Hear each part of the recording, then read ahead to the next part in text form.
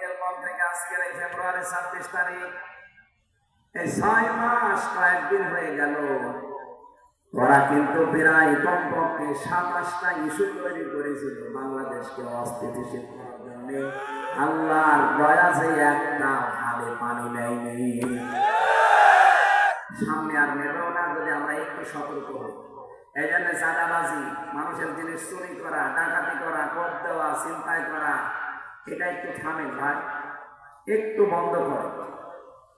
হাঁ করে আছে বাংলাদেশ সম্পর্কে বিশ্বের মিডিয়া, বড় বড় দাদা বাবু যারা মরল তারা প্রতিবেশী হিসাবে এমন মানুষদেরকে আমরা পেয়েছি।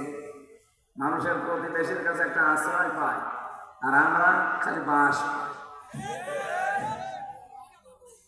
ওরা আমাদের ঘর, আল্লাহর ঘর, মসজিদ গুলো ভেঙে ভেঙে মন্দির বানায়, বলে এখানে 100 বছর আগে 500 বছর আগে মন্দির ছিল। দুনিয়ায় মাটির নিচে মানুষ কেউ তেল পায়, গ্যাস পায়, সোনা পায়, রূপা পায়, আর শয়তানরা শুধু মন্দির পায়। তার যেখানে সেখানে মন্দির পায়, শুধু মসজিদের নিচে। আঘাত থেকে গোড়া পর্যন্ত যদি পিটানো যেত, ও মন্দির জীবনের মতো। আল্লাহর ঘরে হাত দিয়ে আপনাদের দাদারা, সে আব্রাহা কাজকে মাকড় হয়ে গেছে, মাটির সাথে মিশে। কথা বলে দেখেন, আপনারা আমাদের প্রতিবেশী, সত্য কথা বলতে চাই না, আপনারা থামে। আমরা হিন্দুদেরকেও ভালোবাসি, কিন্তু ওগুলো যারা জঙ্গি হিন্দু তাদেরকে আমরা ভালোবাসি না। কথা বলেন। আর এরাই বিশ্বের মিডিয়াগুলোকে আমাদের সম্পর্কে বলে এই দেশে নাকি আমরা সংখ্যালঘু নির্যাতন করি, এই দেশে নাকি রোজার পূজা একসাথে হয় না। এটা হবে রোজার পূজা একসাথে। আমাদেরকে বলে এই দেশে জঙ্গি বেড়ে যাচ্ছে।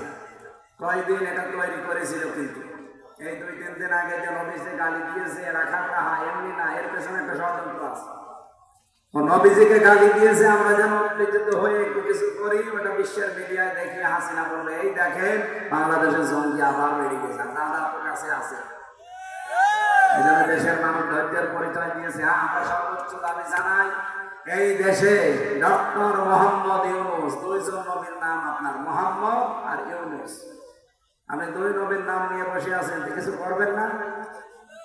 আগামীতে যদি বিশ্ব নবী না আছে, কোন নবীকে কেউ অসম্মান করে গালি দেয়, একটাই শাস্তি, ফাঁসি দেওয়া। আপনারা আছেন না এই দাবির পক্ষে? কারা আছেন? লিল্লাহি তাকবীর। দেখেন তো হাত ধরে নিকে।